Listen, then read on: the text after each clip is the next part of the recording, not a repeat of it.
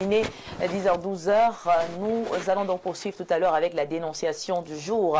Oui, c'est ce fait de société qui vous énerve, que vous n'appréciez pas, que nous allons encore dénoncer ce matin. Mais avant, nous avons donc le père Christophe Ayina qui nous rejoint à l'instant.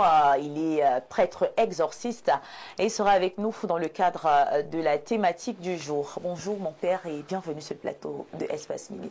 Merci beaucoup. Merci de m'avoir invité. C'est un plaisir de vous avoir.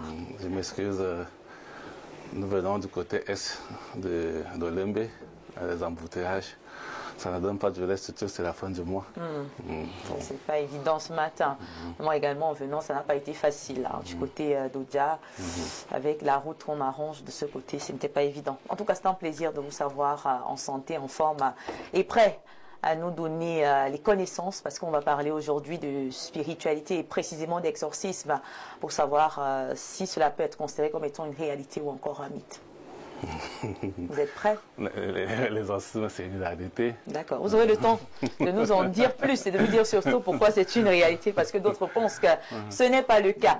Donc, mon père, installez-vous confortablement. On va y aller avec la dénonciation du jour et nous repassons la parole ce matin à Pierre Birio-Niemek, notre consultant permanent. Alors, Viviane André, nous dénonçons un phénomène. Moi, quand j'étais jeune, plus jeune, mon papa avait une moto.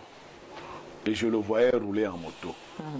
Oui, j'ai vu d'autres personnes rouler en moto. Il n'y avait pas encore cette affaire de mototaxi. Il y a donc un phénomène qui se produit depuis qu'il y a les mototaxis et que les mairies s'occupent de la circulation dans la ville. Les propriétaires des motos n'ont plus le droit de circuler. Peut-être que les Camerounais n'ont pas prêté attention à ça. Parce que lorsqu'on vous arrête, vous devez présenter un permis de circuler. Pas votre permis de conduire, le permis de circuler. Les motos ayant l'interdiction de dépasser certaines zones. Tout le monde est pris pour mototaximan dans ce cas-là. Vous devez présenter un permis de circuler. Mais là n'est pas le véritable problème. Le véritable problème, c'est le chemin de croix qu'il faut emprunter pour avoir ce permis de circuler qui est délivré par la communauté urbaine de Yaoundé. Il y a un service là-bas en charge de la circulation des motos. C'est là-bas que tout le monde doit déposer. Tous ceux qui n'ont pas la possibilité d'avoir un engin à 4 roues, mais qui ont la possibilité d'avoir un engin à 2 roues, sont confondus dans la catégorie des mototaximans.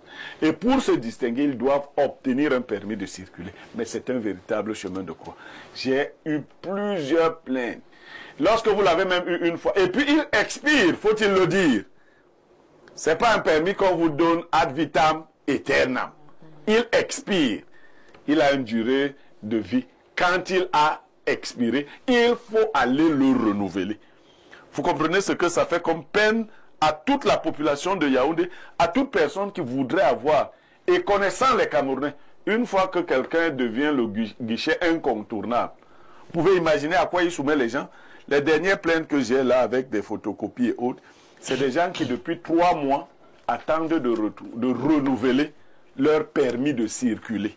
C'est-à-dire que si vous avez votre moto, avec toutes les pièces, vous avez votre casque, vous avez votre permis de conduire, il vous faut pour circuler dans la ville de Yaoundé, présenter un permis de circuler.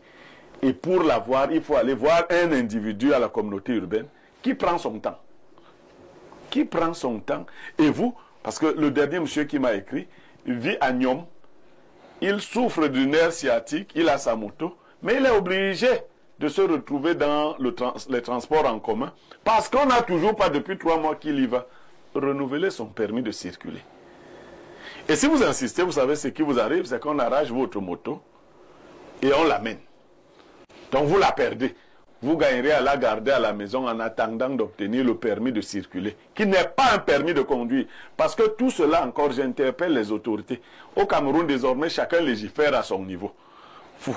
Ils vont analyser. Chacun légifère. Pour rouler avec une moto, il faut avoir le permis de conduire.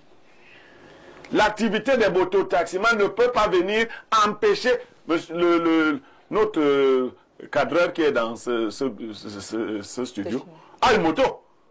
Mais ce qu'on doit lui demander, c'est son permis de conduire et les papiers de la moto. Le permis de circuler, qui a légiféré sur ça? Maintenant, si vous inventez même une chose comme celle-là, pourquoi elle devient si difficile à obtenir?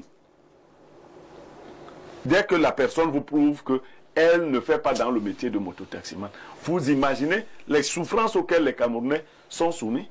Donc les propriétaires des motos sont aujourd'hui interdits de circuler parce qu'il y a les mototaximans et qu'ils ne doivent pas être confondus aux mototaxis. D'accord, donc c'est de la différence ce matin entre propriétaires de motos et ceux-là qui exercent justement le métier de mototaximan. Voilà, c'est deux choses et différentes. les propriétaires sont soumis à un permis de circuler. D'accord, un permis de circuler qui, selon vous et selon justement ces personnes-là, ne devrait pas déjà prendre autant de temps ou alors ne devrait pas faire l'objet, n'est-ce pas, de confiscation de motos, n'est-ce pas, le fait de ne pas en avoir. En tout cas, sur ce plateau, on a donc des analystes, experts qui ont certaines connaissances et qui nous aideront certainement à mieux comprendre la situation et surtout la dénonciation du jour. Alain Douk, vous avez écouté comment la dénonciation du jour. Qu'est-ce que vous avez à dire ce matin? Bien, avec ta permission, je vais d'abord profiter pour saluer quelqu'un que j'ai oublié, parce qu'on me fait un procès là sur téléphone. Tout disant, oh, tu vas saluer, les autres ne m'ont pas salué. Je salue comme ça une de nos fidèles téléspectatrices qui se trouve du côté des Bolba et qui est fidélisée véritablement à ce programme, Madame Membouta Sidoni. Ceci dit, maintenant je peux aller... Non, elle a fait un procès. Si elle veut venir à mariage chez toi, qu'elle vienne. Non, est-ce qu'elle veut? C'est pas à ce niveau-là. Ne nous éloignons pas des enjeux. Parce que tout au point de faire un procès en direct. Ne nous éloignons pas des enjeux.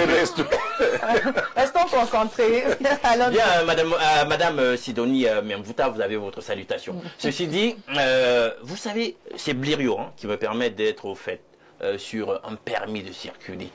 Ça me ramène à un souvenir, la tragédie covidienne, où dans certains pays déjà on était arrivé au point où il y avait aussi des permis de circuler jusqu'à un certain point, des kilométrages à ne pas excéder, etc. etc.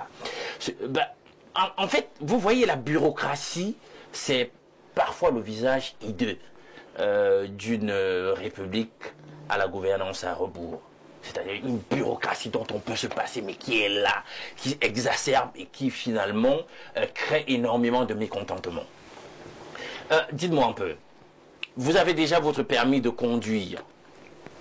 Ben écoutez, on vous arrête à un poste de contrôle, tout ce que vous avez à faire, c'est d'indiquer que vous avez un permis de conduire. Maintenant, on peut chercher à faire le distinguo. Si par rapport aux problématiques de désordre urbain, on a limité la circulation des taximans moto à certains endroits, certains quartiers. Maintenant, on n'a qu'à vérifier si vous êtes ou pas taxi-moto. Parce que si vous n'êtes pas, ben vous avez le droit de circuler librement. Votre permis de conduire vous y donne le droit. Maintenant, si vous êtes taxi-moto, on peut maintenant vous mettre le grappin dessus, puisque vous êtes peut-être en train de d'outrepasser des dispositions sur le désordre urbain, la régulation de l'ordre urbain sur le sujet. Mais si ce n'est pas le cas, je ne vois pas pourquoi des citoyens devraient être en difficulté pour une histoire de permis de circulation. Donc, on comprend qu'il y a, comme Blirio disait, un trop plein de législation. Et on est toujours dans la logique, la dynamique d'une exacerbation de la fiscalité ou alors d'un entretien d'une certaine manière, d'une forme de corruption. Parce que j'imagine que quand vous voulez que ça aille vite, on vous a déjà perdu du temps comme ça, vous avez fait, je sais pas moi, 2, 3 rendez-vous, ça ne va pas, vous êtes malade, il faut que ça aille vite. Ben, vous allez vous dire, ben, je fais comment?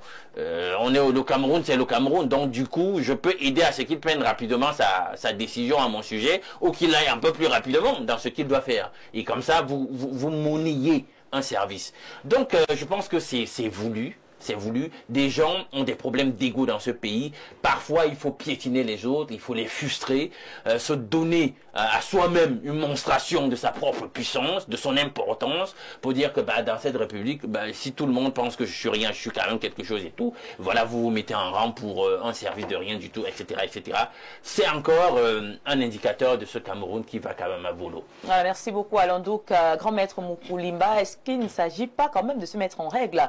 Est-ce qu'à la base, ces propriétaires de motos n'avaient pas été informés justement qu'il fallait détenir un certain nombre de documents pour pouvoir entrer en circulation avec leur véhicule? Voilà, on va appeler ça comme ça. Madame Viviane, un pays est basé sur les lois. votées par la Semaine nationale. Je ne sais pas si les mairies du Cameroun peuvent nous sortir des lois votées à la Semaine nationale pour nuire aux Camerounais qui se battent au quotidien. On a déjà la vie qui est difficile, on a le travail, le chômage, on a beaucoup de choses, mais il me semble que le chef de l'État s'est quand même intéressé, parce que le ministre, le secrétaire général de la présidence, a quand même dit que le chef de l'État est quand même le premier beskineur du Cameroun. Alors, si cela est dit, ça veut dire qu'on considère les beskineurs au Cameroun. Alors, si on les considère, pourquoi dans les nuits? Parce que cette histoire devient de crocs dans les carrefours où il y a les bagarres, les tirements. Les jeunes ne peuvent plus se battre librement et normalement parce qu'ils ont peur. Nous autres qui n'avons pas encore la chance d'avoir les véhicules, quand on appelle ces motos, les gars sont frustrés, ils ont peur de partir dans certains endroits, même s'ils ont tous les papiers, même s'ils ont tout, tu ne dois pas stationner pour 5 minutes, si c'est plus de 5 minutes, on t'arrête, c'est si tu machin et tout. Et maintenant, pour des personnes qui sont des mototaximans personnels, ceux qui ont les motos personnelles, mais si tu as déjà tes papiers, tu as déjà ton permis, pourquoi te demander encore un papier de permis de circuler? Toutes ces choses-là, moi je pense que c'est pour apporter, il y a quelque chose qui peut arriver très mal à partir de ces choses-là. Moi je pense qu'on doit laisser les gens circuler. Les gens se battent. Parce que, est-ce que ces gens sont contents de voir les motos dans leur mairie? Au moins c'est plus de 500 à 1000 motos garées là, parce qu'on a arrêté les motos des gens. Et puis, quand on t'arrête une moto qui coûte 500 000. Et puis on peut t'arrêter même peut-être pour 25 000. Si tu n'as pas 25 000, tu ne peux pas retirer cela et tout. Et ça porte quelqu'un au chômage, il paye la maison, il vit comment, il va se battre comment. Donc vraiment, il faudra que l'État, ceux qui ont le pouvoir de décider, essaie aussi de trouver des solutions par rapport à cette histoire de moto. Et on a donc créé les vandales, c'est-à-dire les gars qui arrêtent les motos là, au lieu de venir de manière posée, te poser la question, pour eux c'est comme si c'était une guerre. Pour eux c'était une bagarre. Et je pense que ce n'est pas normal. La conséquence, on voit beaucoup qui meurent, beaucoup qu'on les frappe, et ainsi de suite. Est-ce que nous devions arriver à ce niveau? D'accord. Maître Moukou-Limba, on a quand même le constat qui est fait, c'est cette brutalité, voilà, accuse donc ces personnes chargées de gérer ce secteur-là. Très souvent, on a même pourtant la possibilité de faire la différence entre des motos, n'est-ce pas, que des motos taxmen utilisent pour faire leur travail et des motos personnelles. On a, par exemple, des motos sport, mais à un moment donné, en route, on a l'impression qu'ils mélangent tout cela et voilà, ils veulent juste faire de la brutalité. Voilà. Est-ce que c'est normal? Le ministre a arrangé la dernière fois qu'il y a eu l'incident à Yaoundé des premiers où, n'est-ce pas, un camion avait renversé un moteur taximan avec une fille. Il avait demandé, n'est-ce pas, diffuser des informations. Ces gens qui ont des motos les disent voilà ce qu'il faut pour franchir telle étape, pour aller à tel endroit. Mais si vous ne diffusez pas les informations et qu'il y a des personnes à l'intérieur qui se sont fait, comme le disait mon frère tout à l'heure, là, c'est-à-dire une manière, n'est-ce pas, de s'asseoir et de créer, n'est-ce pas, une sorte de corruption.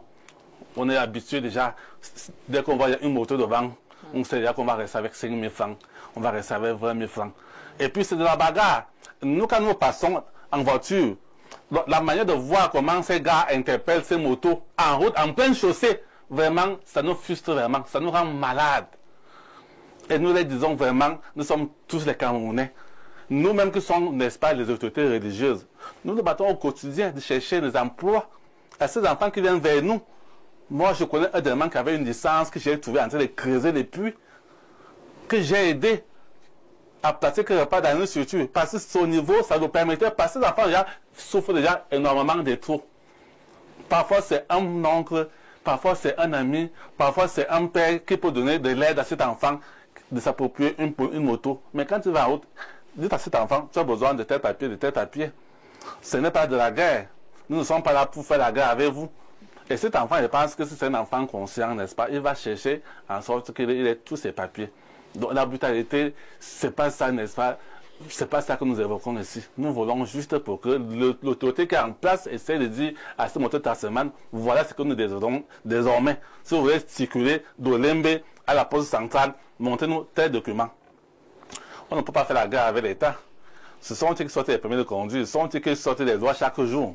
Nous sommes obligés de les suivre tout simplement. Donc moi, je pense que l'État devait comprendre ses enfants et savoir déjà d'abord que ces enfants souffrent déjà de plus. Et quand ces enfants vont, n'est-ce pas, au chômage, c'est, n'est-ce pas, le taux de la criminalité, du grand banditisme qui augmente. Moi, ça me surprend quand ces autorités sont surpris de comprendre qu'on a agressé dans tel endroit. Mais quand ces enfants font des efforts de chercher un petit emploi, vous êtes là, vous vissez. Mais ils vont seulement se déverser pour être, n'est-ce pas, des bandits, à nous agresser à tout moment. Donc je pense qu'il y a cette information que le ministre avait demandé. Il faut sensibiliser ces enfants. Il faut avoir les cellules même, les cellules, n'est-ce pas, de renseignement. De dire, voilà, si vous avez des motos, peut-être chaque fin de mois, voici la réunion que nous pouvons vous faire passer. À partir des réunions, c'est pour vous sensibiliser et sensibiliser les autres qui veulent peut-être, n'est-ce pas, faire ce genre de métier. Moi, je pense que c'est cette manière. D'accord, merci mon père, Père Aïna, pour votre avis ce matin. Claire Birio Nyemek, qui certainement a également son avis à nous donner, parce que voilà, on a plusieurs remarques qui viennent d'être faites. Selon vous, quel conseil est-ce que vous pouvez donner pour sortir de cet échange? C'est vrai que les copanélistes ont profité de la dénonciation pour dénoncer le problème des motos en général. En parlant de banditisme. Oui, mais focalisons-nous un peu sur les propriétaires personnels des motos. Le document en question n'est pas en soi une mauvaise chose pour distinguer les personnels des taxis des mototaximens. Mais pourquoi lui donner une durée de vie courte et le renouveler, je crois, tous les 6 mois? Non, c'est pas sérieux. Cette administration gagne quoi à obliger les gens, que ce soit le permis de conduire à une durée de vie de 10 ans. Pourquoi leur permis de circuler à une durée de vie d'un, je ne sais pas, toujours en train d'aller le renouveler. Et vous avez souligné quelque chose d'important. On voit quelqu'un sur une moto sport. On ne peut pas imaginer que c'est un mototaximan. Il n'y a pas que les voitures qui ont le droit de circuler. Il y a des gens qui aiment circuler en moto. Ils s'offrent, il y a des motos qui coûtent bien plus cher que des voitures. Quelqu'un s'offre sa grosse moto sport, tu vois des bandits qui viennent l'interpeller, ils disent qu'ils sont d'une mairie. Qu'est-ce que ça signifie? Qu'est-ce que vous avez à faire avec ces motos qui ne sont pas, qui sont visiblement des motos personnelles? Il y a ça. Mais les femmes également, on a vu, peut-être c'est parce que les gens sont à Yaoundé, quand vous allez dans le Grand Nord, les femmes circulent constamment en Vespa et autres. Mais à Yaoundé, on a... Voilà, de très belles motos d'ailleurs. Alors, mais qu'est-ce que ça veut dire? Pourquoi les gens ne peuvent pas, ne serait-ce que respirer? On a déjà, comme les autres l'ont dit, la vie chère, on a des problèmes d'élection, il y a des hommes qui ne peuvent pas se... Mais il faut encore ajouter le fait qu'on bloque les personnels motos. Non, ce service qui s'occupe à la communauté urbaine de donner les permis de circuler, faites-le avec diligence. Je ne vous ai pas dit, des fois on vous dit que c'est le papier qui manque pour imprimer. Voilà les camerouniaiseries. Vous arrivez dans un service où les gens sont supposés avoir les moyens de leur politique. On commence à vous dire que vous devez payer ci ou ça. Vous payez même, on vous donne des rendez-vous, comme Alain Douk le disait, parce qu'on veut que vous veniez monnayer. Quand vous serez nombreux à attendre, les plus impatients vont faire quoi? Ils vont commencer à donner qui 5 000, 10 000. À monnayer, voilà. la dernière Donc, fois. c'est ça. Il faut libérer les énergies des Camerounais. Ne dérangez pas les gens. Parce que c'est ces gens-là qui poussent les gens à bout. Voilà. On va se calmer, merci beaucoup. On va prendre quelques réactions pour voir ce que pensent voilà, nos téléspectateurs ce matin. Bonjour, le plateau d'Espace Miné, où est parfait? Voilà, ici, Jacques Jaguar, depuis Bolova. Il est en congé. Bonsoir à vous, vraiment c'est déplorable. Moi j'ai un permis de conduire, mais je ne peux même pas circuler avec ma moto. Et pourtant j'ai une moto sport qui se distingue même des motos taxis. Et ceux qui sont censés réguler ça sont d'une brutalité qui ne dit pas son nom. Pourquoi les voitures n'ont pas aussi besoin de permis de circuler? Sauf que tout le monde ne peut pas avoir de voiture. C'est une histoire pour se remplir les poches. Sona de Damas. Qui demande pourquoi est-ce que les voitures n'ont pas également c'est une forme de raquin, très subtil.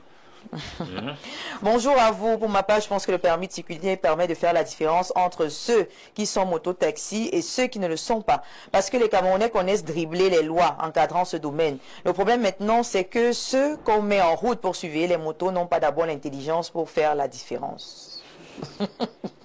Il soulève deux problèmes et puis quand même il trouve la solution. Bonjour à tout le panel, c'est Monsieur Amougou depuis Damas. Peut-on avoir le numéro de téléphone de Monsieur Moukoulima? Monsieur Moukoulima, votre numéro de téléphone? Oui, bien sûr. Après l'émission, il peut vous appeler et vous allez lui donner. D'accord, c'est noté. Bonjour à vous en studio. Les villes sont pleines d'ordures. Ils s'en foutent, mais ils sont toujours derrière les motos. Hugues de Mbalmayo. On n'a pas fini de parler de cette histoire d'ordures. Hein. Bonjour à vous sur le plateau. Souvent même avec le permis de circuler, là, les agents de la mairie ne vous laissent pas tranquille. C'est mieux même de passer en ville avec votre moto. Même quand vous présentez, vous présentez tous les papiers, même la signature du chef de l'État dessus, il ne vous laisse pas tranquille. Blériot, est-ce que tu sais que Cabral Libi, député de la Sanaga maritime, et par ailleurs autochtone du coin, a été chassé comme un malpropre hier par le préfet parce qu'il ne serait plus représentatif du PCRN à l'île des Sauces. Bon. Il y a beaucoup d'erreurs. Cabral n'est pas député de la Sanaga maritime, il est député du Nyon Ekele. Bon, je vais me rapprocher. S'il a été chassé par le préfet, c'est un abus. C'est un abus maintenant. Je ne sais pas moi qui vais enseigner à Cabral comment pourvoir devant les organes, les institutions qui peuvent le réhabiliter. La justice a donné raison à Cabral Libi. Moi, vraiment, ces intrigues-là, même quand les gens disent là que le régime et tout, Monsieur Atangandi sait que la justice a donné raison à Cabral Libi.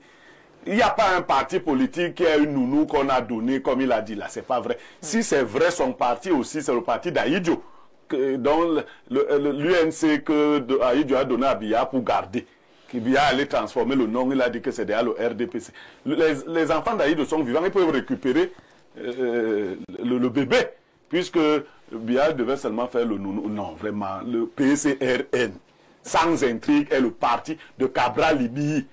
Toutes ces autorités administratives. Le parti qu'il préside. Oui, pas son parti. Voilà. Toutes ces autorités qui essaient de lui faire des crocs en jambes, là, c'est de la lâcheté. C'est de la lâcheté. D'accord, merci beaucoup Blériot pour ces éclaircies. Bonjour, très belle émission. C'est très dangereux pour la population parce que arrêter la moto d'un débrouillard, c'est lui enlever sa joie de vivre. Et ça les transforme surtout en bandits, agresseurs. Il faut du changement à cela, Lionel depuis Técassé.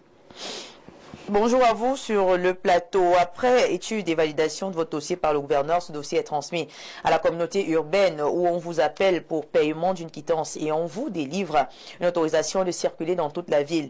Mais depuis plus de 4 mois, la communauté urbaine dit ne pas avoir des cartons pour délivrer les autorisations alors que nous avons déjà effectué les paiements à leur niveau. Nous circulons avec la photocopie de la quittance et voilà, de versement délivré par la communauté urbaine. Jusqu'à là, nous sommes interpellés et nous sommes conduits en fourrière par ces agents de la communauté et des mairies qui demandent à avoir le carton, alors que chez eux, jusqu'à ce jour, ce n'est pas toujours disponible. De mon côté, je suis déjà à 2 mois, le carton n'est toujours pas disponible. Sandra depuis Biémassi. Non, là, je réagis. Si vous avez la quittance et qu'on arrête votre moto, il faut porter plainte. Parce qu'il faut que les Camerounais, faut porter plainte à cette mairie-là. Parce que la quittance vaut quand même. Oui, mais bien sûr. Il faut porter. Mais arrêtez de rester souvent à croire que. Il faut leur porter plainte. Vous pensez qu'un débrouillard peut porter plainte à une Non, non, ce n'est pas une excuse pour porter plainte. On n'a pas besoin. Il faut porter plainte. Faites leur travail, madame. Oui, ils doivent donc mal fait. Vous prenez la moto d'un débrouillard, il doit porter plainte. Lorsque la mairie va se retrouver en train de payer. C'est vrai, mais. Sauf que les procédures même coûtent ce qu'elles coûtent. C'est ça, c'est un peu de dire. Il n'a pas de pouvoir. Moi, j'ai été pauvre, hein, vous savez. Alors, quelle solution vous préconisez peut-être face à ce genre de situation? Parce que même avec les véhicules, c'est pareil. Si vous déposez pour avoir, par exemple, la carte grise, on vous donne une quittance. Tant qu'elle n'est pas sortie, vous pouvez circuler avec. Maintenant, vous pouvez m'arrêter alors que j'ai la quittance de la carte grise. Il faut demander à ces agents de l'armée de ne pas déranger les gens. Non, On le leur dit, ils ne vont pas. Est-ce qu'ils écoutent? Mais pour la plupart, même le français, ils n'entendent pas. C'est des gens que les maires ont ramassés dans leur village, des cueilleurs de vin. Donc, il faut porter plainte aux mairies en question. Quand les maires vont se retrouver en train de faire des procès, de payer, ils vont arrêter ce genre de choses. D'accord, on va prendre encore deux messages. Bonjour, la dénonciation du jour est très importante, c'est très grave. Je suis enseignant au lycée d'Afanoyo, je vis à Olembe. Maintes fois, j'ai été brutalisé par les éléments de la communauté urbaine. J'ai toutes les pièces et mon autorisation de circuler a expiré depuis janvier. J'ai introduit le renouvellement, mais on me dit depuis à la mairie de la ville qu'il n'y a pas de carton. Le même problème pour établir mon AC. La semaine passée, je n'en pouvais plus. Avec l'argent de transport par taxi, je suis sortie avec ma moto. Ils m'ont interpellé, j'ai tout présenté, y compris mon AC expiré, expliquant que je parvenais pas à obtenir une nouvelle. Ils ont menacé à amener ma moto, j'ai même supplié que j'allais évaluer les élèves. Ils ont réclamé 10 000 francs. Je ne l'avais pas. Voilà, il dit qu'il n'avait pas ces 10 000 francs-là. Donc, voilà. Ça s'est terminé comment? Ça s'est terminé comment? On est tous là, mon mais tu as quand même donné ce que tu avais là. Voilà. Ça s'est passé comment? En tout cas, voilà, on a apparemment beaucoup de citoyens qui se plaignent. Oui, mais c'est un problème grave. Bonjour, je le dis aujourd'hui, on va encore dénoncer en début de semaine. Parce que si ça il va falloir mettre... C'est pas aux citoyens de trouver les cartons, non? Absolument pas. Ouais, c'est pas aux citoyens de trouver les cartons, non, mais voilà. Je pense qu'à un moment donné, on avait ces mêmes problèmes de cartons. Les ordures vous dépassent à enlever, vous dites que c'est parce qu'on vous a pas donné... Mais, bon, et les cartons? Pour libérer ces gens qui payent des quittances. Non, vraiment. D'accord, merci.